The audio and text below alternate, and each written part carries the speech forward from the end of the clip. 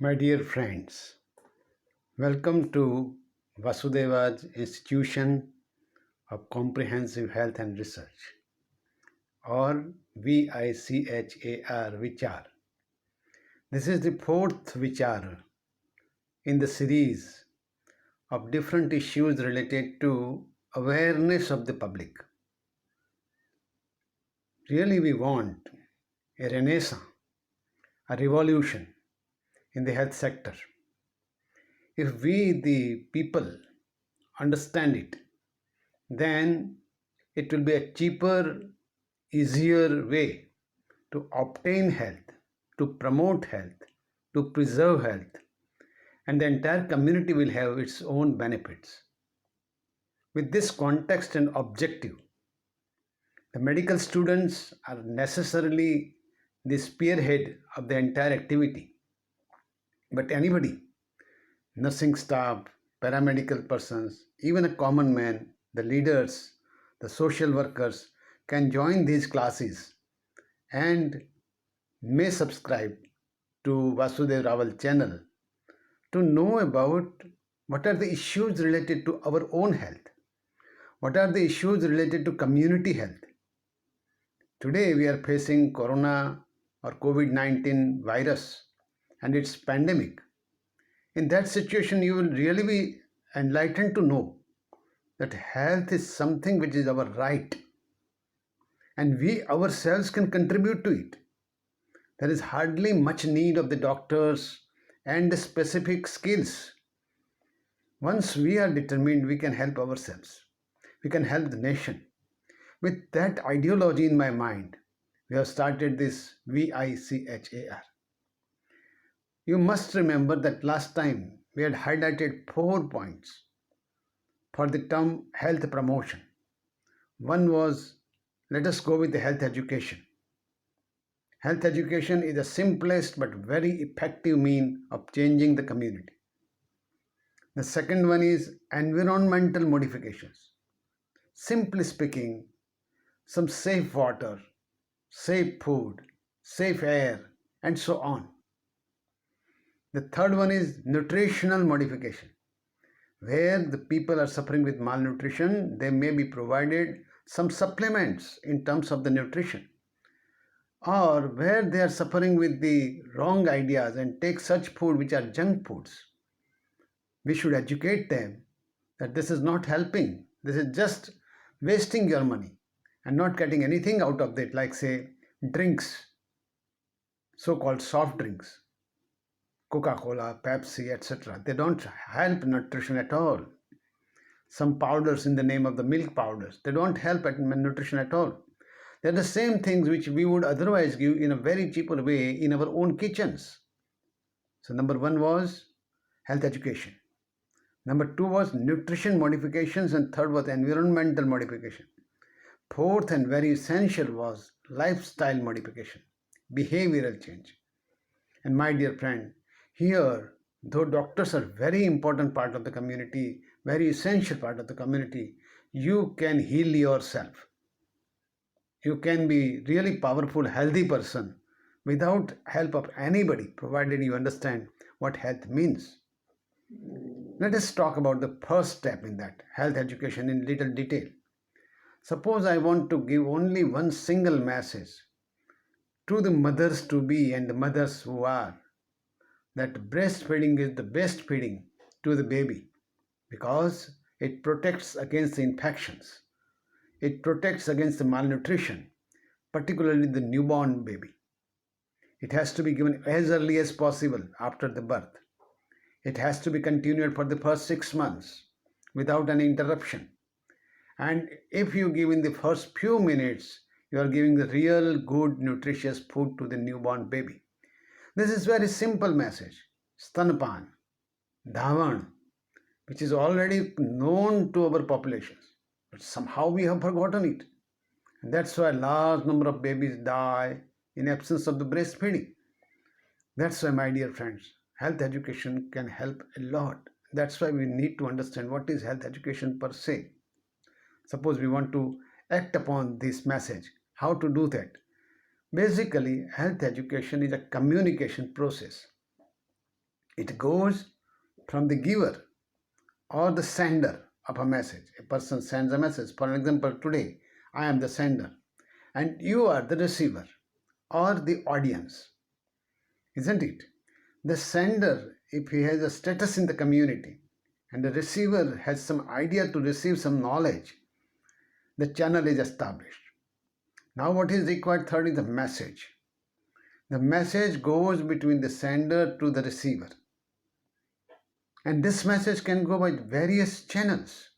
This can be interpersonal communication face to face when I come to your home to talk to you.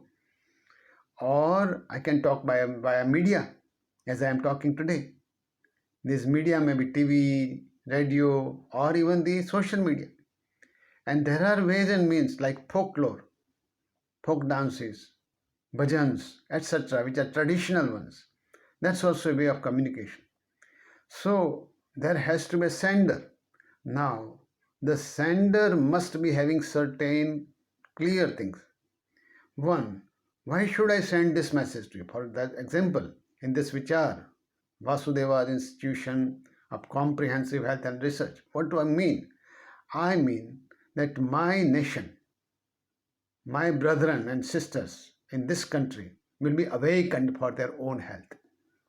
And this will be specifically focused with the medical knowledge, because this is not a layperson's knowledge, this is medical knowledge. It is substantially scientific knowledge.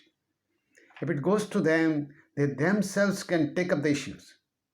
That's the objective. So the sender must have a clear objective, and accordingly he should go with the message. Second, he should choose the audience. Now the times have changed. One person cannot go from person to person, from village to village, everywhere. Now social media is very powerful. I have selected to go through YouTube. I have selected to go through WhatsApp and so on. So once you are sure that you are a sender, you need to be very clear about objectives. You need to be clear about your audience, whether they are interested or not. And of course, my students must have been interested to a certain extent. And their need is also to know this, because this is part of the examination too. Then the message, the words which I say, should be full of the information. Message is nothing but the information per se. Once it is done, I have selected a channel of the communication. As I have selected, I would have selected other communication channels also. If I go to a village or a street, I will have person-to-person communication. And the professional abilities of the speaker, of the sender, also matters. Provided he is a knowledgeable, provided he has worked in this field for a long time, he has some prestige in the community, it will definitely work. So these are some of the essential qualities with a sender. Similarly, the receiver, one person who receives. Now, receiver may be one individual or a group. As far as I know, there are some subscribers to my channel. They must be receiving this message. If they receive, they may be interested. And once they are interested, my task is almost successfully completed. Then, without receiver, a sender is nobody. There has to be receiver.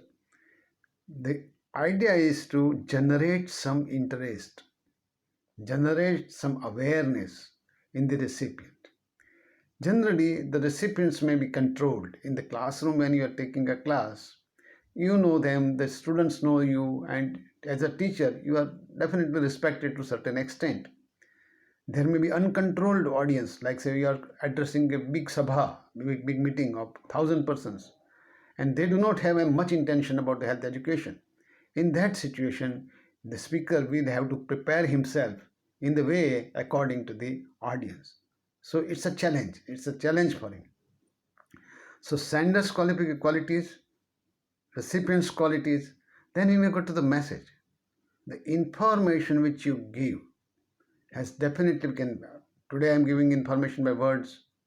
I can give this information by pictures also when the time comes. Or I may give the information by signs. Suppose I am talking to the deaf persons. I may have to use the signs. Or the persons who do not know my language, I will have to use the signs. But somehow I should reach to the audience as much as possible. I should go, the message has to be as per the objectives. Today, the entire session is much more related to health education. which is the very important instrument for changing the behaviors. So, as per the objectives, we are moving. Second, it is meaningful. Once we know these methods, once we know the use, we may use it. It's open for everybody. And it should be based on the felt needs. The people should perceive that yes, this is needful for me. Say, I just ask you a question. If your sister or your daughter is pregnant, and if you want to give a message, my dear sister, my dear daughter, you should breastfeed your child. This is very important message. And after learning this in good words, if you transmit this message, I think the great thing has been done. And that's why it has to be felt need. The message has to be clear. Don't go on jargoning many things at a given point of time. Simple thing. Please breastfeed your child as soon as possible after birth. Simple. Continue breastfeeding up to 6 months at least. You may continue later on also with some added foods, weaning foods. And this message will definitely work if it is interpersonal communication by you. One more, specific, accurate. Once you are talking about the breastfeeding, don't go for the kangaroo health and other things. Focus on one point. Yes, if the time permits and if the audience is ready to receive more messages, we may give it. But otherwise, the focus specific message should go to them. And we have to be time limited. Say for audio or video, 20 minutes, 30 minutes is much more. That's all. I have taken large number of classes during last 4 decades. And I know that after 35 minutes, generally the audience is not so receptive. And after 45 minutes, it is almost done, howsoever good you are. So that's the limitation. And you need to make it interesting by some examples. And we are providing examples from each and every point to point. Socio-culturally acceptable. Say, if I talk the same thing in Gujarati, धावण આપવું જોઈએ. Now this is much more will be applicable. In your language, everybody will understand. But in the medical college, in classrooms, you may speak in English and so on and so forth. So it should be acceptable. Socio-culturally acceptable. So what is the crux of it? It should be right message at the right time to the right people. That's what we want to do. Because currently we are facing a pandemic. We are facing a health and disease situation. In that situation, this message is very, very important. Social distancing, suppose a message. Keep social distancing of at least 1 meter or better 2 meters. This message should go to everybody. This is nothing but health education. And then comes the channel of the information. How will you communicate? This is a bridge between the sender and the recipient. How many channels? There are a large number of channels now available. Erstwhile, the only established channel is interpersonal. If you talk to anybody from person to person, by going to his home or her home, meet them personally, just talk chit chat for some time and give a message in a very beautiful capsule, wonderful words, hello, hi, how are you, and then you talk that yes, your baby is wonderful, now for this baby you do this. Interpersonal communication has an advantage that the opposite person can ask you the questions, clarify the doubts, and put the suggestions, ideas will be flowing. That's very good. And such interpersonal communication is most used in centuries. Our parents have been using interpersonal communication. If it is good, the relationship will be very good. So that is worth learning. It is persuasive. One can pursue it by the interpersonal communication. It is superior to many other methods. And it's not difficult. It can be, the person can debate, can argue, and then accept. The behavioral change is possible. The second one, very common, is mass media. On TV, on radio, and others, newspapers, we get a lot of messages, so many messages. But these are not so effective because this is one way. The information passes from the sender to the recipient. Hardly there is a chance of the debate. So the communication is one way. One-way communications are generally not useful. But still, if you want to reach to the large population, then it is a good thing. And second thing is, once is large reach and short time. Suppose I want to convey a message to 1,000 persons. Well, I should have a big meeting and give a small lecture and invite the question answers. So that's also good. Or on TV, I give an advertisement with beautifully prepared messages. That's also wonderful. This can be done. But mostly one way poor feedback is given, and that's why it has its own limitations. The third one is traditional. Somehow India is made up of the villages even today, or even in urban areas there are slums. They know the folklore a lot, either by bhajans or by Ram Leela or by dramas, street plays, or some different methods, say bhavai. So folklore is acceptable to the common man in rural areas, even in the urban slums. There we need to go with that type of activity. Now the fourth one which has been added, a part of the mass media, is social media. Very powerful these days. The COVID-19 has taught us that the social media can generate information, education, and also generate panic.